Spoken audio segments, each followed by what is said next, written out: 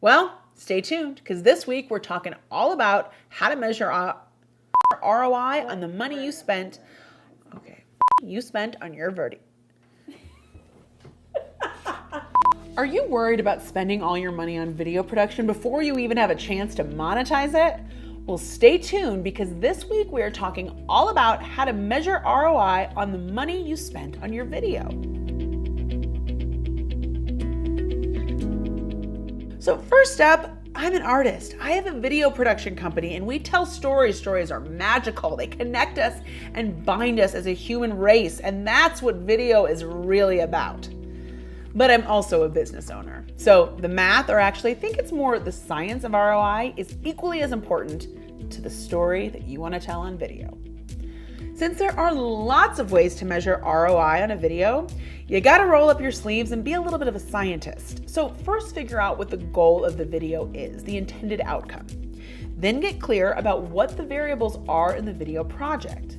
Then set up a system to measure if the video is doing what you intended it to do. If it isn't, what needs to be tweaked?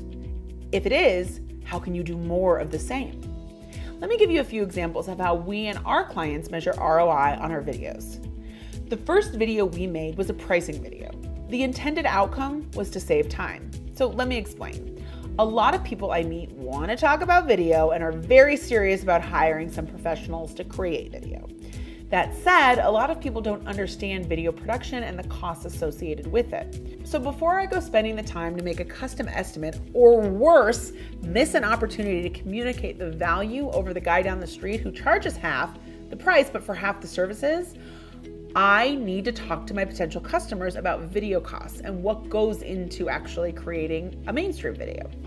So I wanted to make a video that describes the different pricing structures and what you get. And it saves me a ton of time of having to actually do it manually, either on the phone or in person. It also establishes another touch point with a potential client. So my ROI is simply whatever the time is that I saved from having to do that manually. And then where can I spend that time? For example, in a closing meeting or meeting a potential new customer. Here's another slightly more sophisticated way to analyze ROI.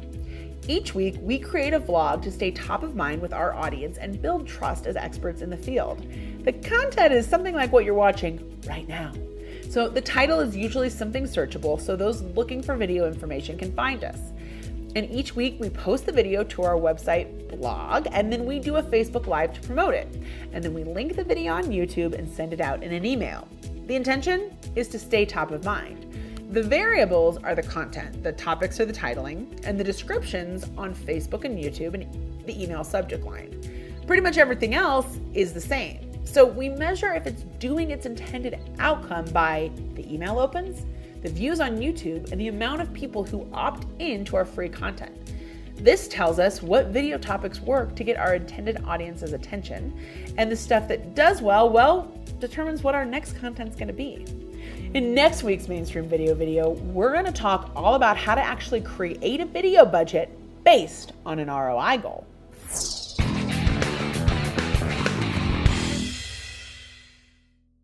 Sort of started to go off the rails a little bit. It did. It found its way back on eventually.